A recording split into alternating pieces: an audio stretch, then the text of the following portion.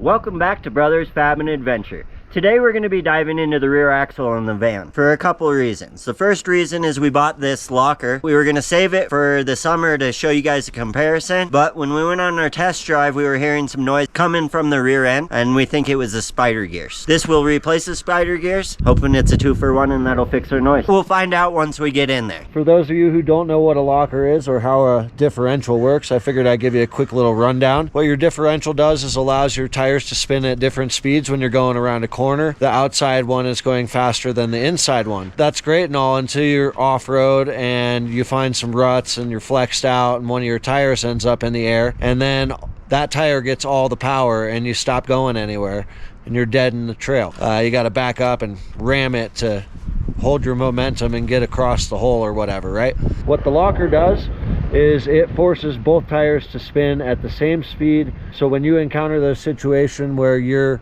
one tire in the air, you can keep driving, or when you're losing traction on one tire, you can keep driving. The way that this one will work is it will try to unlock when you're going around turns, as long as you're not on the gas, so that hopefully it'll act a little bit normal when you're on the road as well, to save your tires. Yeah, so basically the trick with that is not to goose it while you're going through turns, because it's going to try to push you straight through the turn, and if you do, you just got to be ready for it so you can steer a little harder. So first thing we're going to do is drain it out and see what we can find. It's about to be smelling good up in here. Oh, there it goes. There's some oil. It's actually fairly clear. Man, it looks like honey though.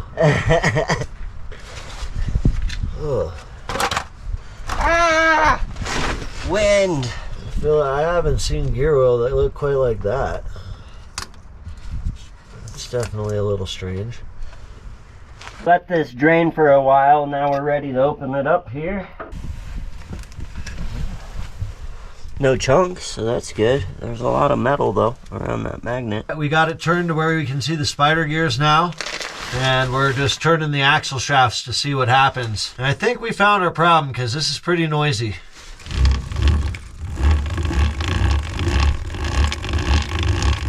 It's definitely the noise we were hearing. They seem quite loose, so you could probably just re-shim them and fix it, but we're gonna just get rid of them and put the locker in.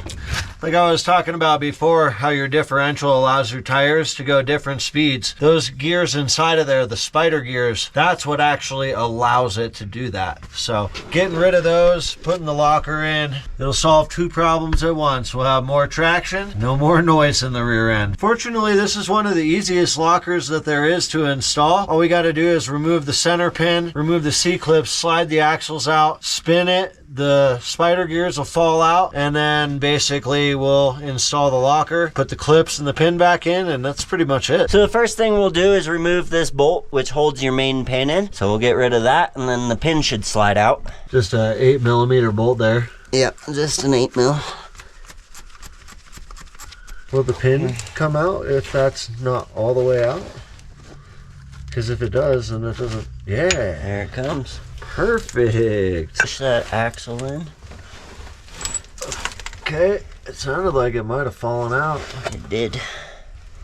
There's a C-clip. C-clip and pin. So there's one more. I just got to go to the other side. Got it. Oh, you got it. Go ahead and pull this axle shaft back. Yep, couple inches should be good to go. Yeah, there we go. Yeah, so you notice there's a little shims in there, and that's kind of what causes your noise. They get worn out, and then you got to get new shims. They're basically like bearings, actually. They are bearings. Slide that bolt back in, and then you can rotate the whole carrier. So for those of you that don't know, the thing that holds the spider gears there, the case, that's called a carrier. There it is. Yeah, no wonder it doesn't want to come outside. It's a smaller hole. Yeah. There we go. You got to keep rotating it till it comes out the other side. There you go. Boom. Oh, that's well, not what I wanted. It don't matter. It's trash anyway. Yep. You're still gonna have to fish it out though. One and two. you can see that's all the parts and pieces there.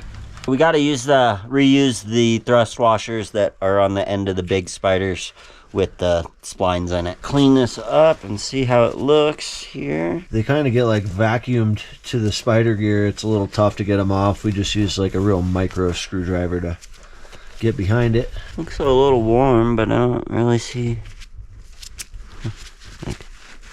nothing alarming, at least. No. Yeah, they say if yours are damaged that you want to replace them, but as long as they don't look like they're heat treated or super gouged or anything, real scratched up, I assume that means they're probably okay. Probably workable. Considering how easy it is to get back to this point, you know, if we have a problem, it'd take us less than a day to fix it. Figured I'd give you guys a quick rundown and show you how this thing works before we go ahead and start installing it. You have two halves that have the same parts. The parts consist of the outer piece that is connected to the axle shaft and a little spacer here that goes with the C-clip, and then the inner half. There's a bunch of holes on this inner half which you put these pins and these springs into, and the springs, they give you a inner and an outer spring. It's going to be harder to put together than right here, obviously. And then you'll have your cross pin that rides in there. Your two halves will go together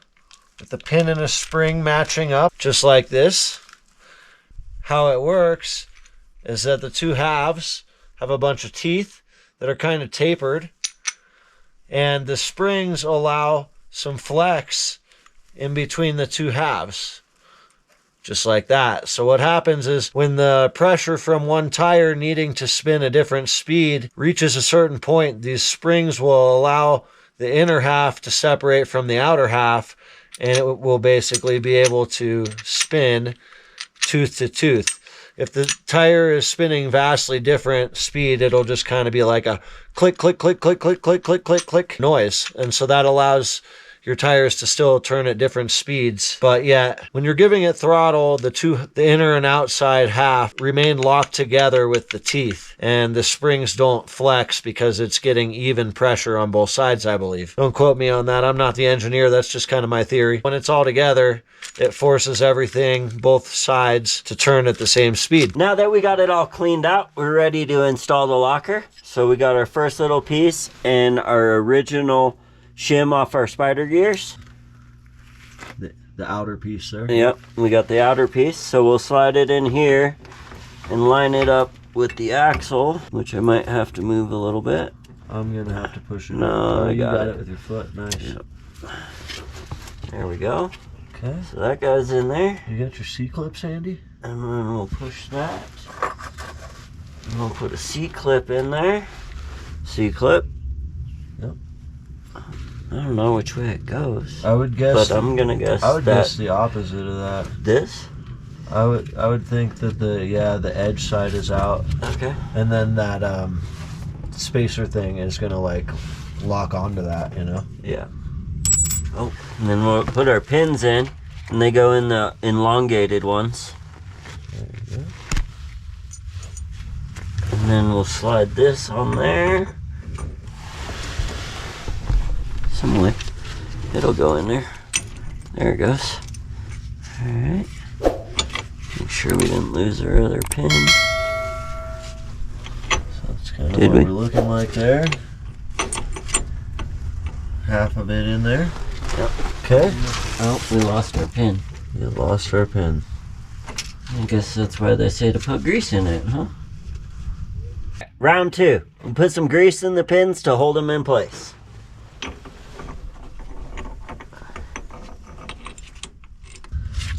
Oh, and I'm supposed to pull the axle shaft out to seat that C-clip, right? Not yet. Okay. Other side. Put your thrust washer on first, and then we'll put the next side in.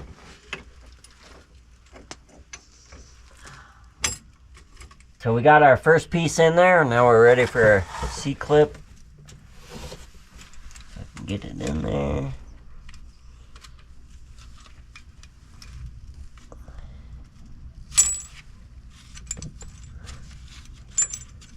I might need that axle pushed in just a little more. Okay. Okay. You can adjust it to where you like it. Just not gonna worry about that other plate for now. Right? Yeah. No reason to. It's not causing any harm. Those pins are held in there by the grease. Just gotta get this clip on here somehow. Alright, there we go. Now you wanna pull that axle. Okay. Pulling the axle back out to set the C-clip. Do you want me to rotate it or anything? Or maybe wiggle, rotate, something. Alright, that's good. Alright, now we're ready for our next piece. okay. Spacer. Here's the spacer.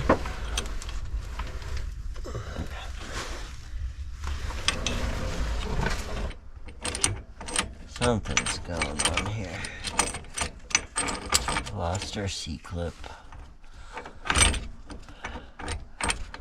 spacer is not holding. On the other side? Yeah. You have to like wedge something in here to keep it tight, you know?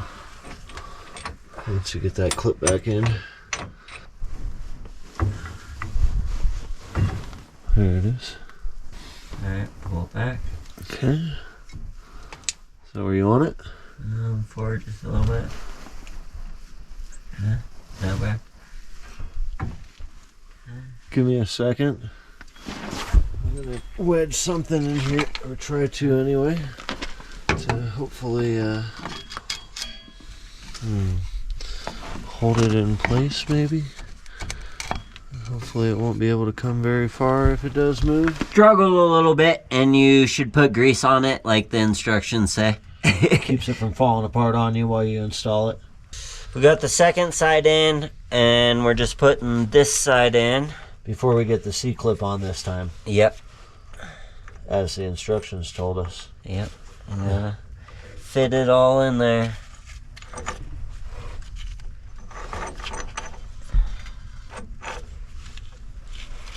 Something like that. And now you can push the axle in, I think. And I should be able to feed this thing on through here. C-clip on. Hopefully. Nice trick using the magnet there. Maybe. If it'll go. It may not. You in? I don't see. Oh, No, back yeah. a little bit. Right there. I might need. You want me to pull it back now? No, not yet. Okay, now pull it back. Got it. Okay. Shouldn't be going anywhere. Okay, let it loose just a little bit. Okay. Let me just make sure. Okay, pull it back. Okay, I'm holding it. Alright, can you jam it? Or I don't have anything to jam it at the moment. here, hold on. Let me try to finagle this thing into place here.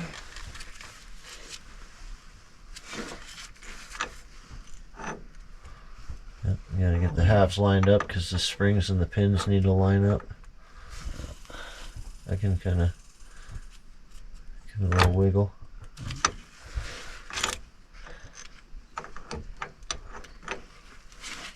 It's hard to get it on there. Alright, and at some point here I'll just turn it and we'll get the pin in there, right? Yeah. Need to get everything done. Thought I should have put some grease on the C-clip too. Okay. Something like that. Okay, Alright, spin it. Yeah. this way. Yeah. Right Okay, there. now we're lined up. Something like that. Okay, Okay. so now I'm gonna take the screwdriver. oh, keep them wedged apart. Okay. Now we can feed the spring in that hole. Yeah. Okay. Now we can feed everything over. Got the other side in. We slid one of the pins over and we're ready to put a spring in. The double spring. The double spring in. So we'll just slide that in. Kind of hard to see. Yeah.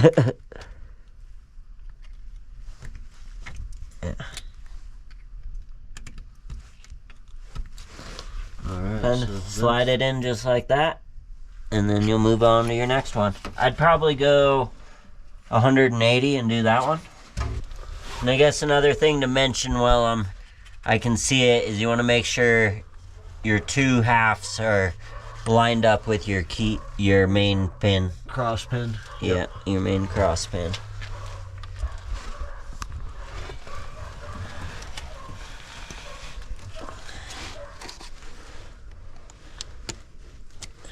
Can you? Okay, there we go. Got it. Cool. And there's that one. And then one more, huh? Yep, one more. Put our spring in there. Make sure it's set.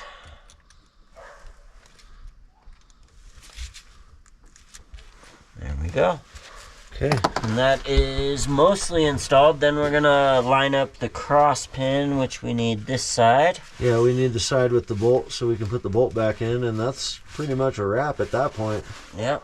So we'll get that. And then I gotta rotate the I got it. Yep. And then we'll throw our new pin in there and call it good. Alright, let me grab that for you. Simplest locker you could ever install. Yep.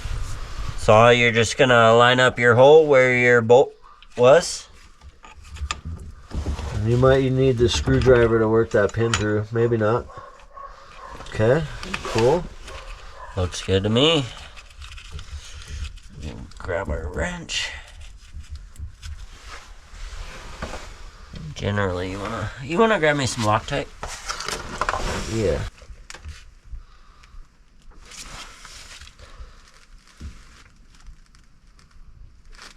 Alright, that should be pretty good. So it's all installed and you can see where the spider gears are, the locker is, and it's not turning individually.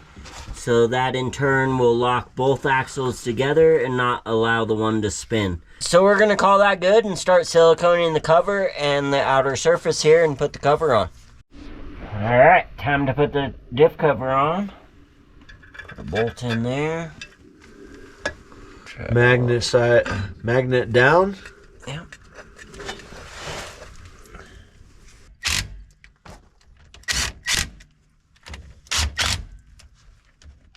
Oh, that don't work.